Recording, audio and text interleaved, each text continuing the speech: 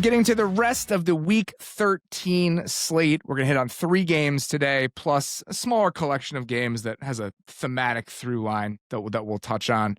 But let's start with a pretty big game in the AFC South as the Houston Texans start to get designs about whether or not they can close the gap here and potentially give the Colts a scare in the division race. Like we did yesterday's show, we're going to hit just one thing we're looking for on both sides of the ball in these games. So kind of mini previews of these games compared to what we would do in a typical preview show. Let's start with the Texans offense against the Colts defense. Dave, this is all you, buddy. What are you looking for when the Texans offense has the ball in this one? With all due respect to Davis Mills, I'm looking for number 7 to be out there. I hope CJ Stroud can play in this game. We're recording this on Wednesday, so it's early in the game week to know it. You know, he's in concussion protocol, so it's not as if this is an injury you can monitor over the course of a practice week. We're just going to have to wait and see. But I'm more into this if CJ Stroud can play. And it was amazing what they did against the Buffalo Bills. We gushed about their defense. Derrik's going to talk about Houston's defense in a minute, but I don't want to have to watch the Texans piece this together the way they did against Buffalo last week on offense with Davis Mills. I will say, though, one interesting note about this, and it's where I'm starting because it was one of the biggest factors in how the Texans offense managed to do enough to win that game. Houston's rushing success rate, weeks 1 through 11, was 35.1%, which is dead last in the NFL.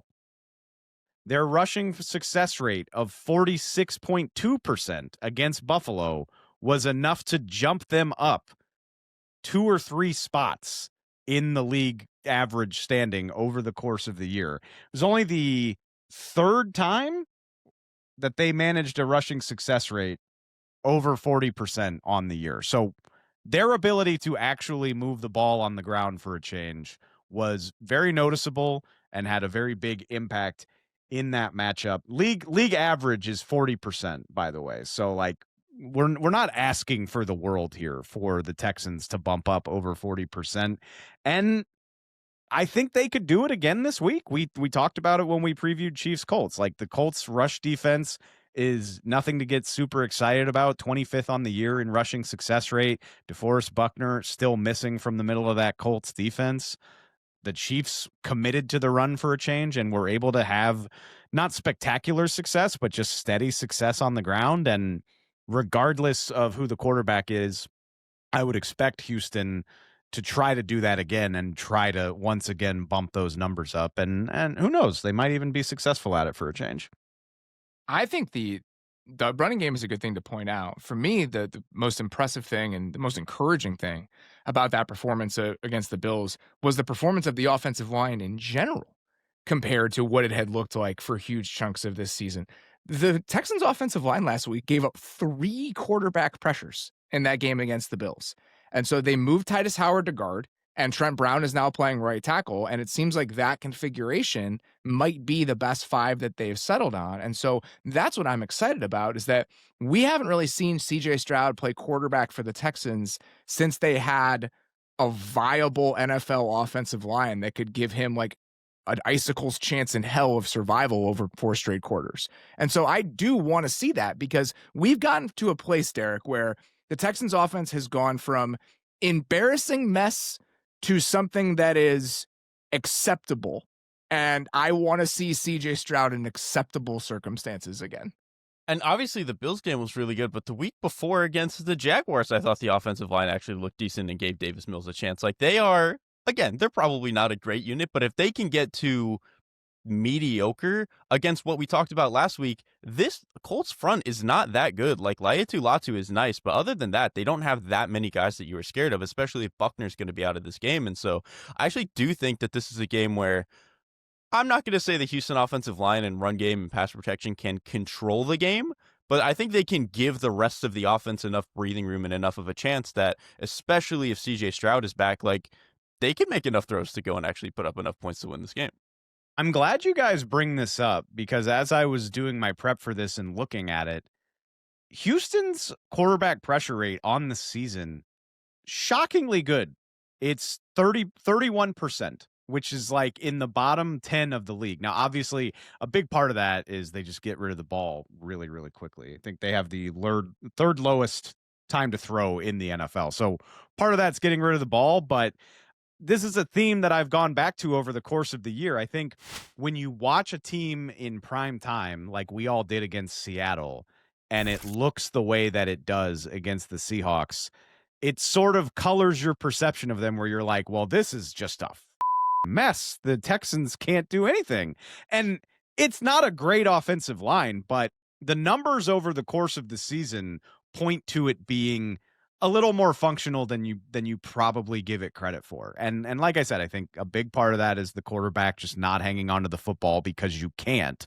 But against this Colts front, which is certainly not a fire-breathing, world-beating front like Houston's, I think you could do enough here to have some success.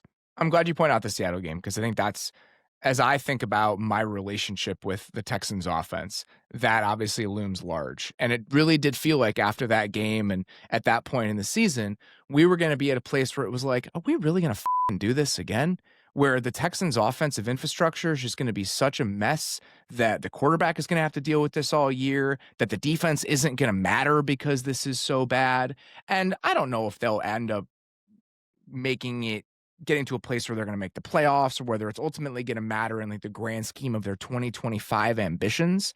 But even if we can get to a spot over the final like 6 or 7 weeks of the season where the Texans offense, from the play caller to the offensive line to what we're getting from the pass catching group, is at a place where you feel decent about it, how much does that change how you feel about the 2026 Texans and about like the overall trajectory of the team?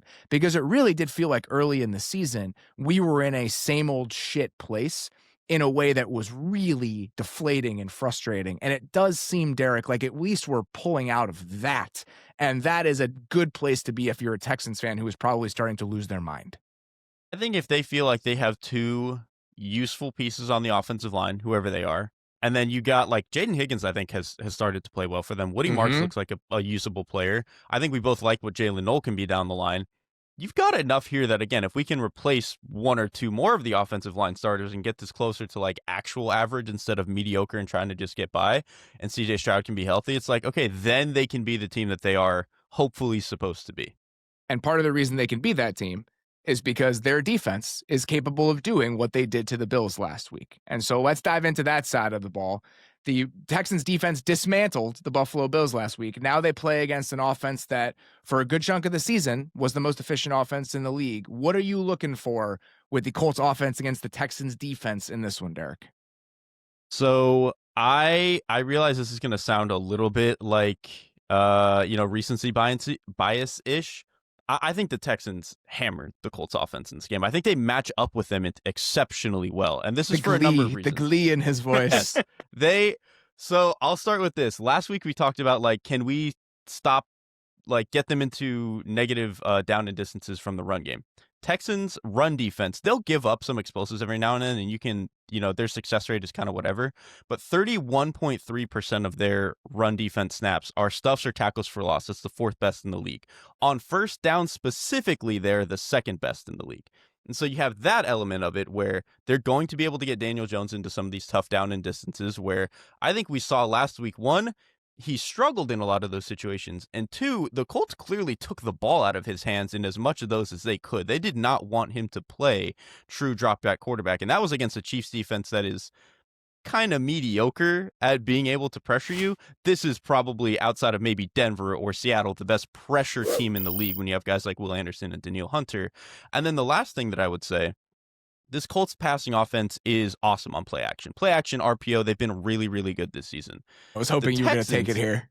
Yes, the Texans have a 59.6% success rate as a defense versus non-play action stuff, which is pretty good on its own. Against play action, they're the best in the league by success rate at 66.3%. This defense is awesome in every way, and I think they match up exceptionally well with what they're going to have to do against the Colts. Texans bringing out a lot of F-bombs in us today. When you watch him play, you get it. So I was looking at the play action rates because I wanted to see what the Eagles were when I was looking at the Cowboys game and trying to, we did on yesterday's show, we talked about the Eagles defense against play action against the Bears. And so in doing that, I noticed who was at the top of the league. And just for some context, so Derrik did the defensive success rate. The offensive success rate against the Texans using play action is 32.2%. The EPA per dropback is negative 0.49. So just to put that into a little bit of perspective, when teams use play action against the Texans, they are JJ McCarthy. They're not any better when they don't play action, really. Woof. Like they're an incredible football team, dude. Yeah, I'm excited about this one. And the beyond like the X's and O's element of that defense going against that offense, Dave, if the Texans win this game and the Colts lose this game, shit starts getting pretty interesting for what the final 2 months of the season are going to look like. We sort of balked 6 at weeks. Derrik. We balked at Derrik saying that the AFC South could be up for grabs a week or two ago, and I mean the Jags are. I was gonna say that was maybe me framing it as a Jags thing and not a Texans thing, or like a wide open in general, but still. The Jags are right on their heels, and if the Texans manage to win this game, then it's a free-for-all over the last 5-6 weeks of the season. One more thing I wanted to say. I'm going to do my annoying special teams bit, but I think I really think it matters here.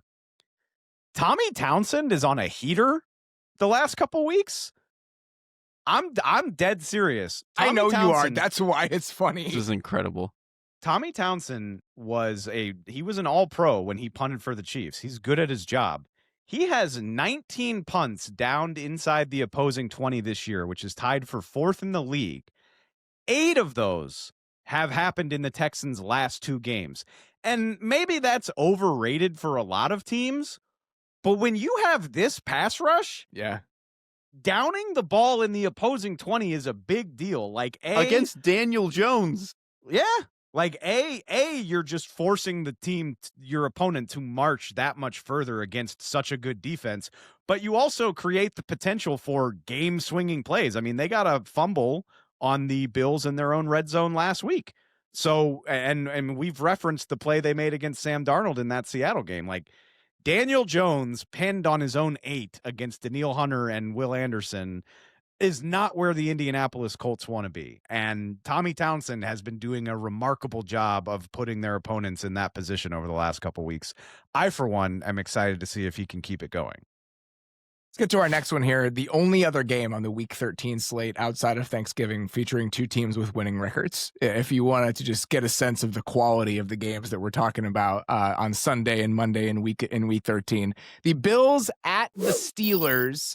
Let's start with when the Steelers have the ball in this game against the Bills defense. Derrik, this is you. What are you looking for with the Steelers offense against Buffalo? I don't really care to make any sort of proclamations about how it's going to go or the quality of either of these 2 units, but we should appreciate how weird this is going to look. And what I mean by that is so bizarre. It's amazing. The Bills defense is as light as you can get, really. And part of that is like, they've been playing a little bit more dime this year. So it's literally just in terms of the bodies they're putting on the field. But the guys they are putting on the field are lighter. Like, they don't have DBs that are very big. Outside of Benford's a little bit taller. But other than that, it's a lot of guys who are a little bit smaller. Their linebackers are not very big. Their defensive tackles, like, I know they drafted Deion Walker, but like otherwise, these are not guys who are like big, move you around type of guys. I really think that contrasted with the Steelers putting big bodies on the field more than just about anybody. They have 349 plays this year with at least 2 tight ends on the field. That is second most in the league. They have 109 plays with at least 3 tight ends on the field, also second most in the league. They have 91 plays with 6 offensive linemen on the field. That is the third most in the league. And by the way, on all of those plays, Darnell Washington is on the field, who self-reported on a podcast that he is 311 pounds, which is absurd. Like, this is just going to look, in terms of body type, the craziest thing that we've ever seen. Does the tight end for the Pittsburgh Steelers weigh more than all but one of the defensive players for the Buffalo Bills? I think he does, yes. That feels I think like a good bet. Bigger than all of them, yes. A ridiculous football player. It's incredible. I mean, the stylistic comparison between these two is phenomenal. And we've seen this. The Bills defense has been actively bad defending the run this entire season. And so this is one of those games where I said it last week against the Bears, just line up and run the ball 50 times. Like, that is your path forward in this game how you were constructed and how the Bills are constructed. Eventually, if you get a negative play, if you get a penalty, whatever, those drives get torpedoed. That can happen. That's the downside of playing that way. But I think I'd like to at least explore that version of the game if I were the Pittsburgh Steelers offense. Well, and also, honestly, against this Bills defense, you don't want to be in 2nd and 12 against anybody. But if I had to pick like 4 defenses where I still feel like I could get an explosive run on 2nd and 12, the Bills are absolutely one of them. But you can still pop one on them and be okay. Yeah, conventional wisdom about 2nd and long runs do not apply to the Buffalo Bills defense. Yes. You know the next gen running charts they show with all the different directions going like 10 million. I need that. I need Jalen Warren's looking like Christmas lights just all over the place. That's what I'm looking for in this game. Let's get to the other side of the ball. Bills offense against the Steelers defense. This one's on me. I said this week, and it's kind of where I've landed on the Steelers, and it's where I've landed on the Steelers for the last couple years. To me, the Steelers, for the most part, are a very easy team to understand. Every once in a while, the Steelers are going to throw out a bespoke game plan that is catered to whatever team they're playing against, and it's going to look good often when they do that. I mean, because when they throw a changeup or curveball, whatever off-speed pitch analogy you want to use, and they can catch a team and kind of buckle their knees, that's when the pass rush can really take over some of these games. So we watched the way they played against the Bengals 2 weeks ago, Derrik, and I was like, oh, shit.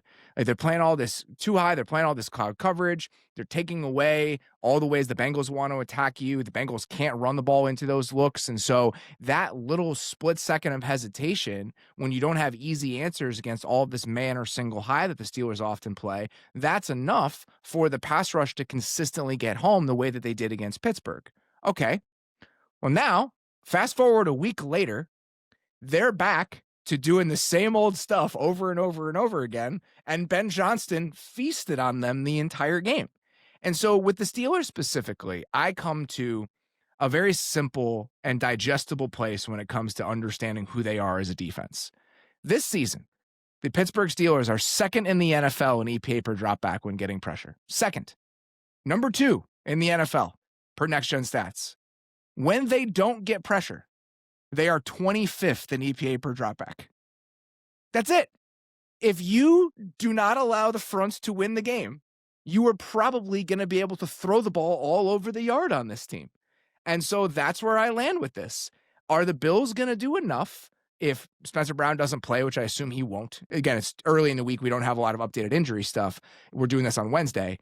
But if you can give Ryan Vandermark the correct amount of help, and you can keep some heavier bodies in, and we can get into some 2- and 3-man routes, often off play action, I just don't think, even with the Bills offense struggling, they're going to have the right answers for you in this sort of game. If you don't let the front beat you, the Steelers defense is going to struggle. To me, it's like a very simple thing. And I think this, to me, is why. So Dalton Kincaid is still questionable this week. I think if they get him back, that is massive for them. I agree. Because what we talked about last week with why Ben Johnson was able to kind of do what he wanted is because Ben Johnson and the Bears offense, they're willing to get under center. They're willing to bring some heavier bodies, play 12 personnel, but they can like bail back out of it and go back to more of a drop back team. Like they can because they can always oscillate and kind of be different things. I think the Steelers defense has an inclination to be a little bit more vanilla when that happens. The Bills offense, when they have all their guys, can actually be that sort of variety. They can run the ball, they can get into 13 personnel, do all this stuff. And I think that the Steelers kind of go back to like, we're just going to sit in base cover 3 and hope that it works out for us.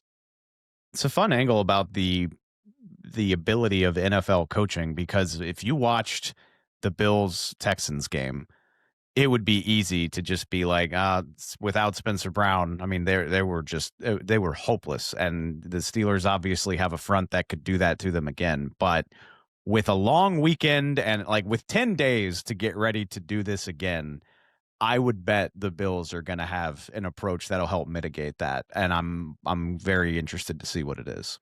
Yeah, they chipped Will Anderson at about 19% of dropbacks last week. It's actually less than his like season average. He's been up near the top of the NFL, like in the top 5, just south of like the Myles Garrett, TJ Watt tier for most of the season. But they chipped Danielle Hunter on about 7% of dropbacks last week, and you felt it.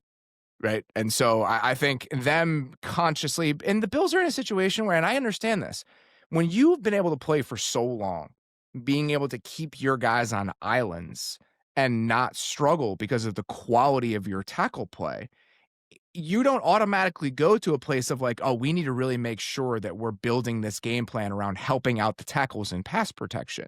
And it's hard to change that midstream. Like if that's not something you planned on doing all week, suddenly going to all these plays where you're getting 4 hands on defensive ends, it's not an easy switch to flip. So I think that I'm with Dave. We're now knowing going in, we're going to have to make sure that we're not letting TJ Watt beat us this week. I think, and because we have a backup right tackle, I actually think that might be a good thing at the end of the day, even if you're having to deal with a backup in that spot. This episode of the Athletic Football Show is brought to you by our friends at Facebook.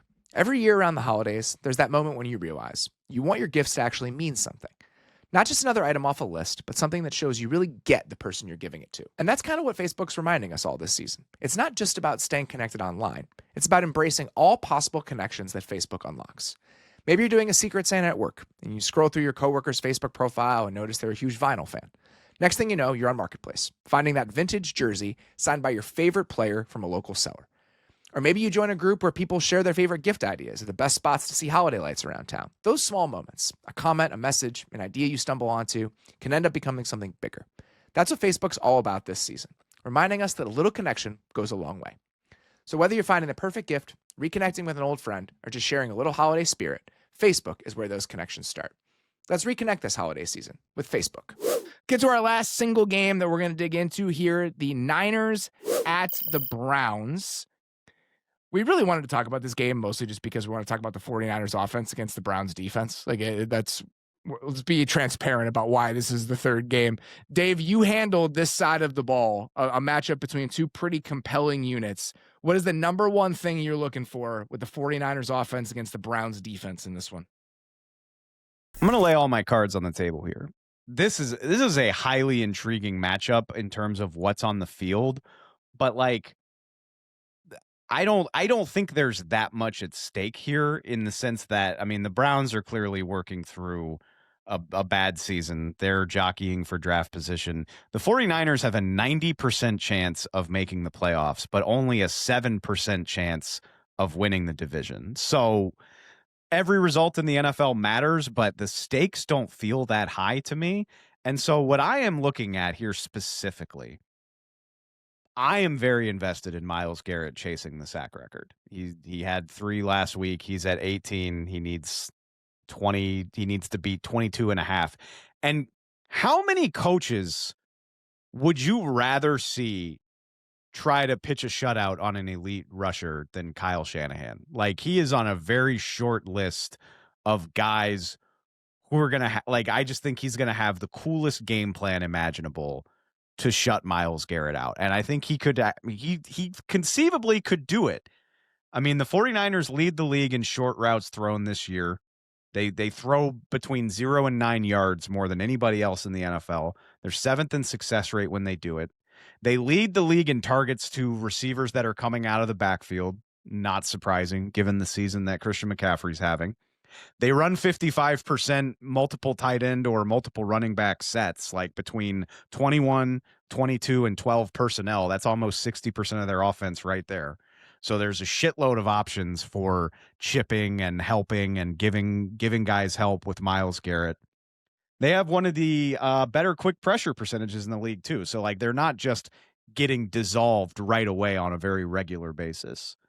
They snap the ball faster than almost anybody in the NFL. They snap the ball with an average of 10 seconds left on the play clock, which is 4th highest in the NFL. So you're not going to have to give Myles Garrett a lot of opportunity to like guess at the snap or try to jump the snap. And they chip a shit ton. And on top of that, just watching the 49ers, how much they do with misdirection and just trying to get the defense flowing one way and put the ball the other way. I'm so curious to see if Kyle Shanahan can call a game that shuts out Myles Garrett. And it's funny that we bring up the Steelers.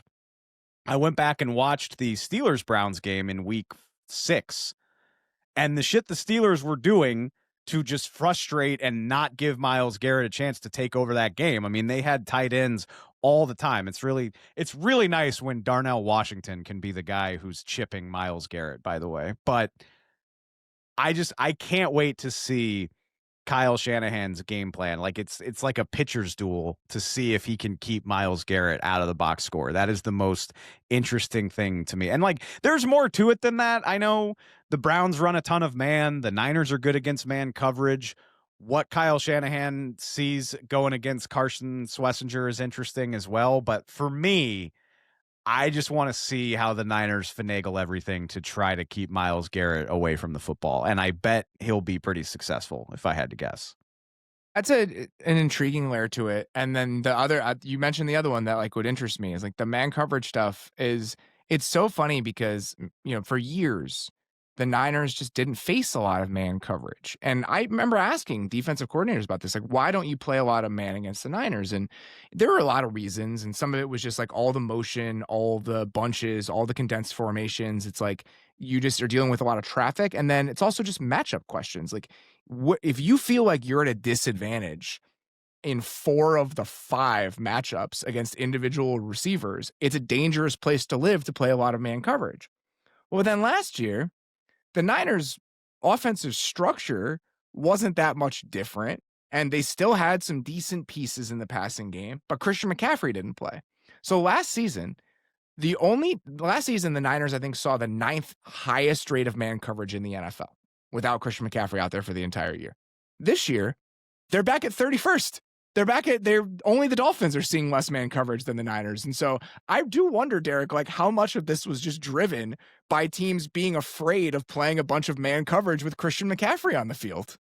Because of course you would be. He's terrifying. Like he is one of the most like you can truly run the offense through him in a way that you really can't with almost any other running back. And I know that like run game wise, obviously the Eagles did with like Saquon Barkley, but in terms of truly making him like a 3 down, everything is about this player, Christian McCaffrey is kind of unique in that way. And so we talked about it, like they got different coverages because nobody was scared of checking it down to Jordan Mason or whoever it was, in the same way that you are terrified if Christian McCaffrey is going to be out there running one-on-ones against your guys. And it's not just out of the backfield. It's that like they can line him up in the slot, and teams don't want to have, one-on-one with a safety or a linebacker against him. And so I think him being back and him playing as well as he has this year, despite the insane volume, has been absolutely huge for them. The one other thing I want to say about this game, we have to talk about the quarterback situation. Brock Purdy is not healthy.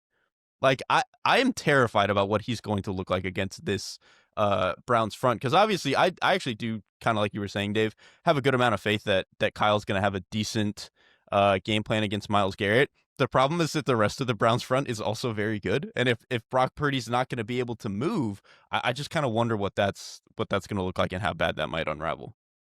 Specifically about doing this against the Browns, because this week against the Panthers, a lot of those throws that end up becoming turnovers or awry, he's throwing the ball into voids and zones, and his inability to drive the ball into those spaces led to a lot of the turnovers and just like the down moments for the Niners over the course of that game. With a team playing against a lot of man coverage, it almost feels like it's better because you're not having to drive the ball into space. It's more about accuracy and touch on some of those throws into tight windows. And so that might seem counterintuitive, but I actually think it might lessen the chance for like catastrophic moments, the likes of which we saw on Monday night. It might have less catastrophic moments, but I just don't think his accuracy in general is very good right now. It's good enough for that to matter. Yeah. Right. Exactly. And so I think you add that on top of, and I think even if he might have less moments of like driving the ball and he's a few miles per hour slow and so he can't drive it in there, he still had some other catastrophic moments, just like getting outside of the pocket and throwing up balls that he shouldn't, or the interception he threw, I think, where it gets caught on the goal line too. I think he's trying to throw to Ricky Pearsall. That's not a like the ball is like slow and he can't drive it. That was just a like, why are you throwing that ball type of decision. And so I think he's still, maybe prone to some of those with the pass rush. And if he lays that out in like deeper into the end zone and like further outside, I do think that ball could be played. Maybe not. And again, that's a situation where it's zone coverage, but it kind of turns into man coverage in that moment deeper down the field. And the receiver's just able to, or the defender's just able to undercut it because he can't put enough juice on the ball. Fun wrinkle. The weather's pretty gross in the Midwest this weekend heading into the holiday weekend. And I mean, sounds tough for you guys. Shout out Miami. Great place to have family. It doesn't sound like it's going to be like snowing in Cleveland on Sunday, but I do think it's going to be cold and windy. I mean, the stadium's on Lake Erie. Go figure. In late November, it's going to be cold and windy. So if he already can't drive the ball very well, that's a troubling development. And I'm guessing Kyle Shanahan's second half game plan from Monday night of not letting Brock throw more than 7 yards downfield might be alive and well against Cleveland too. Let's get to the other side of the ball. I'm taking care of Browns offense against the Niners defense. Let's talk about the Shedeur Sanders element of this and why it's probably worth the Browns continuing to play him as their starter. Shedeur Sanders made this is maybe harsh to say. He made like 0 impactful throws from the pocket against the Raiders last week. Like the 2 big throws he made down the field were both plays made outside of the pocket. Then the screen they threw for a touchdown. Like that was a vast majority of the passing production. And so down to down, it's still going to look pretty ugly for this Browns passing game right now. But the very fact that he could make that play he made down the field to Isaiah Bond outside of the pocket is enough to justify him continuing to get these opportunities because it's going to look bad from the pocket no matter who's playing out there. So the theoretical upside and the playmaking that he can provide you that Dillon Gabriel couldn't, I think is enough to warrant another look at him. And so that's kind of where I sit with this, just from an overall like philosophical perspective on like why he should or should not play, even if down to down he had a 25.5% success rate last week. That's pretty much where I'm at. Like, I struggle with him being good long term. I even struggle with the idea that he can do something like that consistently because I don't think in college that was something he did a lot. But Dillon Gabriel not a good has athlete, done right. But Dillon Gabriel he can do has more done of it none than Dillon of that. Gabriel. Yes, he is more physically talented than Dillon Gabriel. Yes. Even if he's not an overwhelming physical talent, Shedeur Sanders, he's definitely more physically talented than Dillon Gabriel is. Right. So he is at least clearing the bar of the guy he is competing with for the job, which like at this point in the season when we have a lot of evidence that like, because like for as many times as we brought up like the JJ McCarthy numbers and stuff, the guy ahead of him on all of those is Dillon Gabriel every time. Like one spot ahead, it's always Dillon Gabriel. And so at this point in the season when you're kind of lost, it's like you might as well just let Sanders kind of play it out. 2 like bigger picture structure things as they relate to the Browns offense. The Browns have been horrendous this year when blitzed. And if you go back and you watch that Raiders game, it's not a surprise. Like the amount of free runners he was having to deal with, even on that throw down the field to Isaiah Bond, the reason that he has to bail from the pocket on that play is there's a free runner in the B gap and he's got to extend it. And so even if the Niners are not a big blitz team, I would at least think about trying to heat him up a little bit in this game because the Browns all season have had very few answers when teams have tried to do that to him. So that's one element of it. Even when they don't blitz, I think the biggest factor of this with the Browns passing game against the Niners defense, you saw it all game last week, even when the Raiders weren't blitzing. They were using a ton of stunts and twists. And part of the reason that I think that's really effective against a quarterback like Shedeur Sanders is that if you're stunting the defensive end on the right side inside and you're looping the defensive tackle back around, what Shedeur immediately thinks in that moment is, oh, there is space for me to escape the pocket. You're giving me space for me to either drift or either like truly just escape immediately to my left. And then that space gets closed immediately. Against scrambling quarterbacks that don't want to sit there in the pocket, not scrambling, but guys who like have bad drifting habits or just bad pocket habits, you can set traps for them by using a lot of twists and stunts. Teams used to do this to Russell Wilson a lot, where they would vacate space, they would trick him into moving, and then that space would be closed immediately. Well, guess who stunts their front at the second highest rate in the entire NFL? It's the San Francisco 49ers. And so I think trying to get him to a place where you're giving him those little windows and then immediately taking them away and playing into Shedeur's worst impulses, which is when he's drifting and bailing out of the pocket, that to me becomes the most important factor of this game on that side of the ball.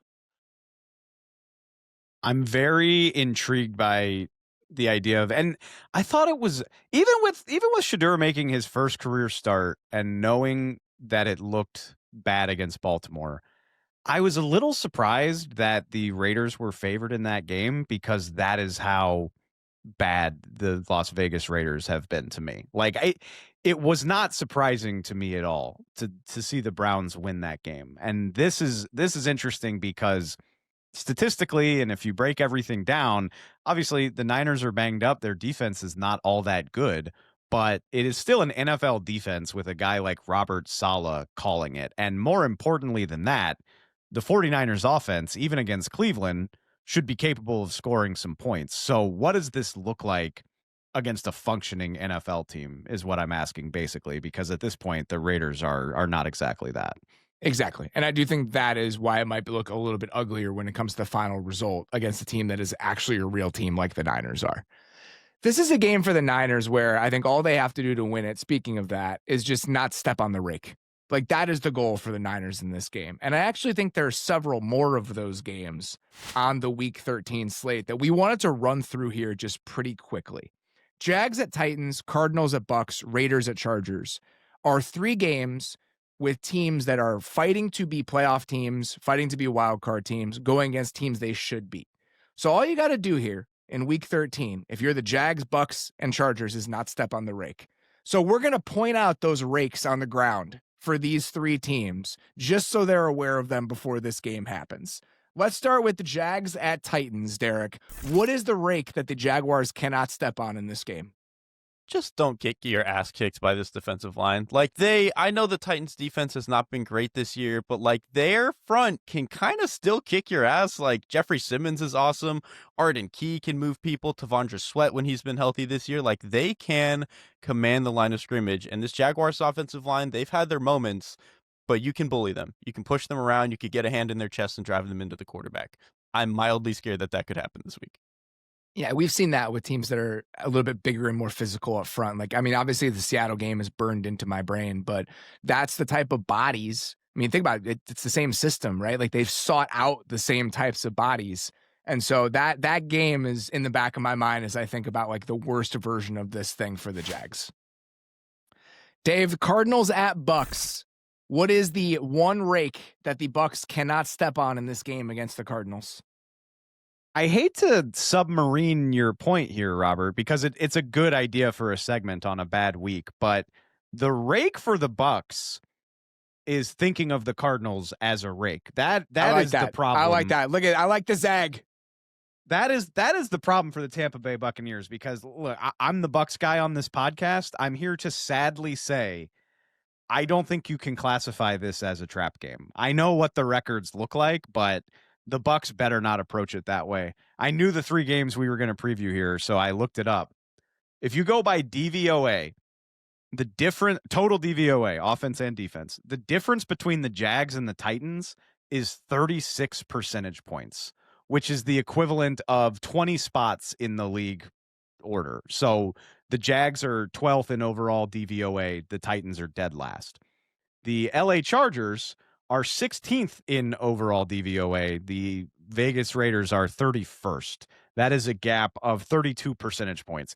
These are true mismatches. The difference between the Bucks and the Cardinals is 9 points. Like, this is the 15th overall team in DVOA versus 21. The Arizona Cardinals are maybe not a good team, but they are not a shit team. And if you remember, go back through their season, they lost 3 games in a row as time expired back at the beginning of the season. The Niners game, the Seahawks game, the Titans, the silly Titans game. They lose on a turn. They lose back-to-back games within the final minute against Indianapolis and Green Bay, where they were driving to win and turn the ball over on downs inside the final minute. And then last week they take the Jags to overtime. And I get it. Like, the result counts. This is the NFL. Every game is a coin flip result, but the Cardinals are not a bad team. And so my advice to the Bucks is snap out of that mindset if you're in it right now, or you're going to be in some trouble. Don't let Jacoby Brissett beat you. Like, don't let Jacoby Brissett be the reason why you're sitting there at 500 and wondering what the hell happened, especially with Todd Bowles' acumen as a defensive play caller. And I mean, I know what the Rams did to him, but that's the best team in football. The Cardinals are not that. Just do not let the backup quarterback be the reason you're sitting there wondering if you're going to miss the playoffs. That's my advice to the Bucs. I don't disagree with any of this, and I would not be surprised if the Cardinals won this game. Here's the frustrating part about this.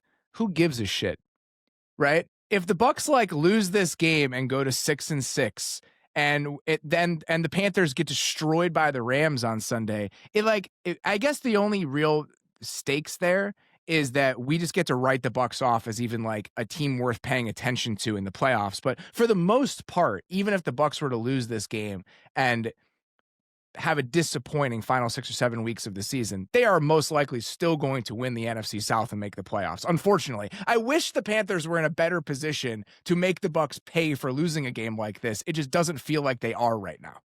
That's fair, but you're right. Like if they can't win this game at home, then it's like sim to the end. And like, okay, who's going to come into Raymond James as the 5 seed and beat you in the playoffs? Whereas I would funniest rather... thing is, I guess it'd be the 5 seed. I was going to say the funniest thing is it'd be the Eagles and they would somehow beat them. Oh my God. Well, I mean, the Eagles in Tampa never take anything for granted, but I want more for the Bucs. I want the Bucs to be at least dangerous, if not a contender. And we'll see. I mean, Baker's dealing with the shoulder injury. We'll see what that looks like. Bucky Irving might be back for this game. So there's reason to think the Bucs could win this game convincingly, but I hope they're not taking the Cardinals lightly. That would be a mistake, in my opinion. Last one here, Raiders at Chargers. The rake the Chargers can't step on is don't let a bad front beat you. Like, please do not let a bad Raiders front be the reason that they are in this game. The Raiders are bottom 5 in pressure rate when bringing 4 this year per next gen. If I'm the Chargers, I'm getting 4 hands on Max the whole game. I am not letting him make those 2 or 3 plays that can swing this thing. You are the better team top to bottom by far. Let's keep the quarterback pressured on like less than 35% of his dropbacks, and let's get out of here with like a 24-13 win that none of us ever have to think about again. Is that too much to ask? That's a great way to frame it. Play a game that nobody has to think about for the rest of the season. That's it. I'm open about this. As I look at the Sunday slate, and as we're trying to figure out what we want to talk about on the review shows, on the recap shows, there are games every single week where it's like, all I want to do is not know that game happened. And Raiders Chargers this week is precisely that sort of game. I don't want to be sitting there early in the fourth quarter of Chargers Raiders, and Beller's sitting over there being like, man, Chargers, what the huh? We're getting there. It's like, God damn it. Like all I wanted to do was pretend that game wasn't happening. And that's all I ask of you if you are the Los Angeles Chargers in this game. Last one. And I almost didn't want to do this because Derrik has been so emphatic about wanting to put in the embargo, but we have to talk about it for like 2 minutes. Sam Darnold is playing against the Vikings this week. And so it is possible if Sam goes off against the Vikings defense that it can still get worse for the Vikings, even if that seemed like there was no way it could happen. So I want to at least acknowledge that game and that matchup is happening this week, and it is something that we should keep in mind when we consider the emotional well-being of every Vikings fan that we know. The only way it could be worse is if this was in Minneapolis. It's in Seattle, so at least you can watch from a distance, and you don't have to see him potentially do it at his old home field.